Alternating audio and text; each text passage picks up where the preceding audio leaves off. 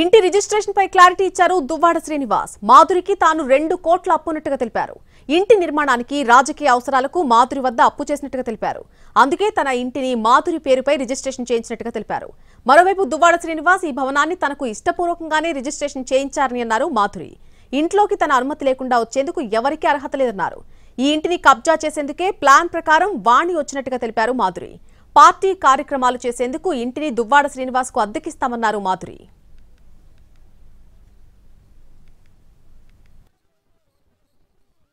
ఇబ్బందులు ఉండటం వల్ల మరో 50 లక్షల రూపాయల వరకు కూడా తను నాకు చేయూతని సహకరించడం జరిగింది. ఈ పరిస్థితుల్లో మరి న్యాయస్థానాలను ఆశ్రయించడం కూడా జరిగింది. వాణి ఆశ్రయించింది, నేను కూడా ఆశ్రయించాను. ఒకవైపు మా డివర్స్ పిటిషన్స్ పడ్డాయి, మా కుటుంబంలో జరగాల్సిన గొడవలు జరుగుతున్నాయి. ఈ జరుగుతున్న దానిలో భాగంగా ఈ 2.5 కోట్ల సమస్య ఇప్పుడు నా ముందుకు రావటం జరిగింది. మరి ఈ 2.5 కోట్లు ఒకవేళ వాణికి నివాసం వెళ్ళిపోతే మరి 2.5 కోట్లు నేను ఎలా తీర్చగలను?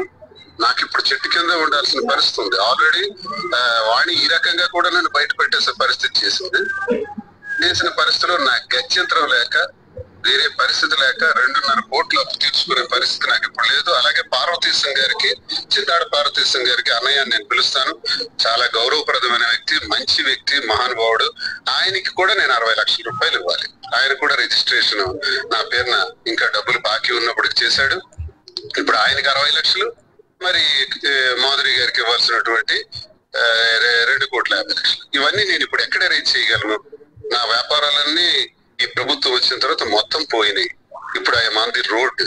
ఇలాంటి పరిస్థితుల్లో గత్యంతరం లేక మా కుటుంబం వల్ల ఇప్పటికే నష్టపోయినటువంటి, జీవితాన్ని సర్వనాశనం చేసుకున్నటువంటి కన్నవారి నుంచి, అత్తవారి నుంచి ఆత్మహత్యకి పాల్పడినటువంటి మరి మాధురికి నేను అన్యాయం చేసిన వాడిని అవుతాను.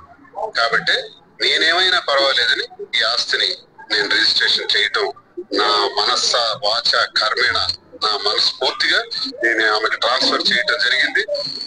కాబట్టి దీనిలో ఎటువంటి ఆలోచనలు గాని, ఎటువంటి అభిప్రాయాలు గాని, భేదాభిప్రాయాలు గాని ఎవరు గాని పెట్టుకోవాల్సిన అవసరం లేదు. నేను క్లారిటీగా చెప్తున్నాను. నేనే ఈ అప్పు తీసుకోలేక ఈ ఆస్తిని ట్రాన్స్ఫర్ చేశాను.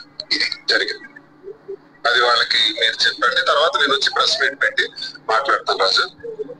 ఓకే రాజా, ఉంటాను. Thank you.